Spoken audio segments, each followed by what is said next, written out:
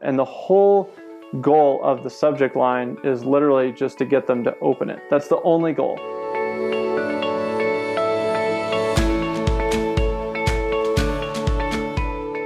Hey, I'm Spencer Powell and welcome back to Builder Funnel TV. This is where remodelers and custom builders tune in to grow their businesses. Quick reminder, head over to remodelercommunity.com to join the Remodeler Growth Community and learn more about that.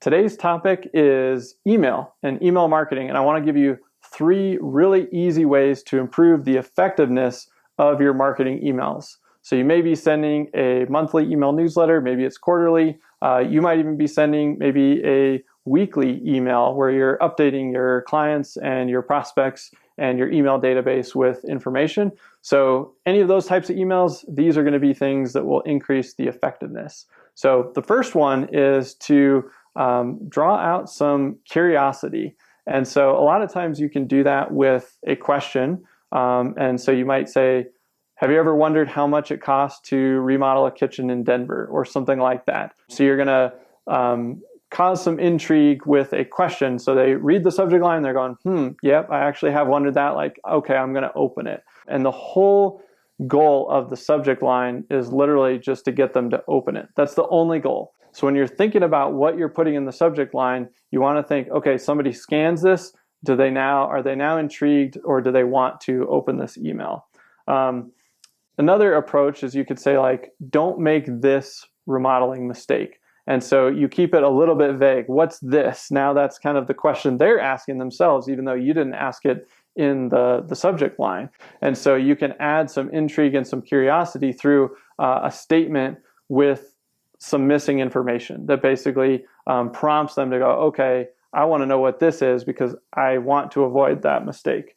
And then the other one is, another question, but just to give you another idea of how to use a question, it could be, is this the most beautiful kitchen you've ever seen? Or is this the most beautiful kitchen in Denver or something like that? And they're going, wow, this must be an amazing kitchen. Like, I gotta see this. And so you're, again, just prompting that intrigue. So curiosity is a huge factor. And again, just remind yourself, the entire goal, the only goal of the subject line is to get somebody to open the email.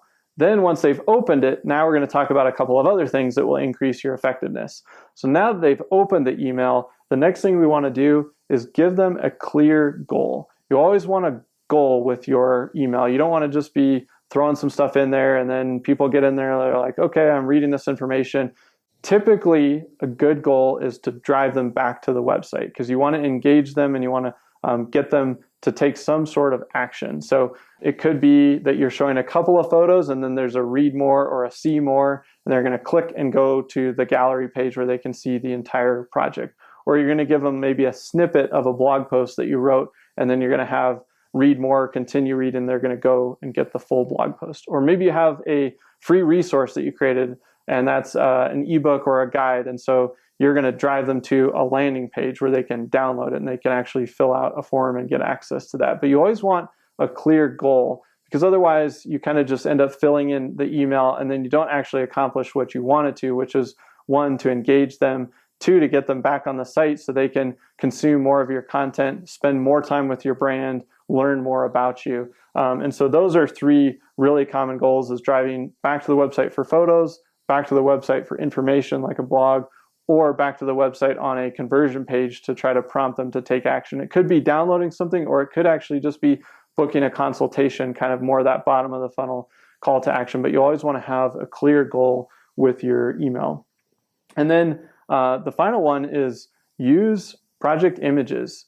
Imagery works really well in email. And sometimes you get bogged down in these big emails with lots of text. And sometimes just like an amazing photo and see the whole project, like that might actually be enough. But you want to invest in high quality photography and then use that in as many places as you can. So probably using it in the gallery on your website, in the photo gallery, you're probably using on social, but email is a fantastic place to use photos because people like to scan, they're moving quick through email. And so if they see like a headline, a couple of things, they see a great photo, and then there's like some sort of action they can take, sometimes really short and simple can be extremely effective. But the photo is what's going to a lot of times engage them or make them pause and read some of the words that are associated with the photo. So don't forget to include your best photography in those emails to drive some engagement. So those are 3 quick tips. Remember, incite some curiosity in the subject line. Once they've opened it, have a clear goal, and then use some imagery, some high quality imagery in your emails.